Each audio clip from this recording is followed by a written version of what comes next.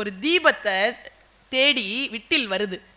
விட்டிலுக்கும் தீபத்திற்கும் இருக்கக்கூடிய உறவு உருது கவிதை உலகத்தில் காதலனுக்கும் காதலிக்கும் இருக்கக்கூடிய உறவு. காதலியை தேடி வருகிறதாம் மின்மினி. அந்த விட்டில் வருகிறது. விட்டில் வருகின்ற பொழுது அந்த தீபத்தை திட்டு என்று திட்டுகிறது. ஏனென்றால் தீபம் அதை எரிக்கிறது. அந்த இரண்டு பேருக்குமான உரையாடல் உருது பாரசீக கவிமரபில் விளங்கும் இந்த விட்டில் காதலர்கள், விட்டிலும் விளக்கும் காதலர்களுக்கு அந்த குறியீட்டிற்கு விளக்கம் தருகிறார்.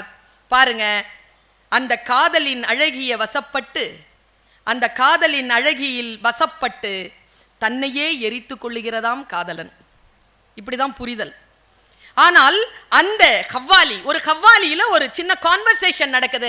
அந்த கான்வர்சேஷனை, அந்த உரையாடலை அவர் பதிவு செய்கிறார். என்னை தான் நீ காதலிக்கிறாயா? விளக்கு கேட்கிறது. என்னை தானே நீ காதலிக்கிறாய்? என்னை தானே தேடி வருகிறாய் என்று அவள் கேட்டவுடன் காதலன் பதில் சொல்றான். பாருங்களேன், இது வித்தியாசமான சிந்தனைங்க.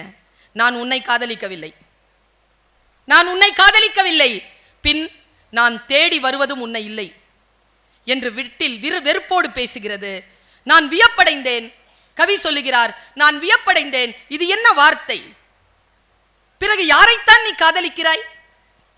விளக்கு ஆச்சரியத்தோடு கேட்டது. விட்டில் பதில் சொன்னது, நான் இரவை காதலிக்கிறேன், நான் இரவை காதலிக்கிறேன், அதைத்தான் தேடி வருகிறேன். அந்த இரவுக்கு நீ வழிகாட்டுகிறாய், அதனால் உன்னை கடந்து செல்கிறேன், நீ எரித்து விடுகிறாய் என்று பேசுகிறார். உடனே இதை எப்படி நம்புவது என்று கேட்டதாம் தீபம்.